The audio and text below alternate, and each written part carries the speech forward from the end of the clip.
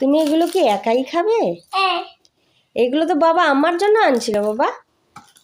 Chocolate ডেতে আমার জন্য আনছিল না তোমার জন্য আনছে? কার জন্য আনছে? হ্যাঁ, তোমার জন্য। আচ্ছা বাবুয়া একা খায় না বাবা, তোমার বন্ধুদের দিবে তো? হ্যাঁ, একবার দেখে যান, ওর মজা দেখে যান।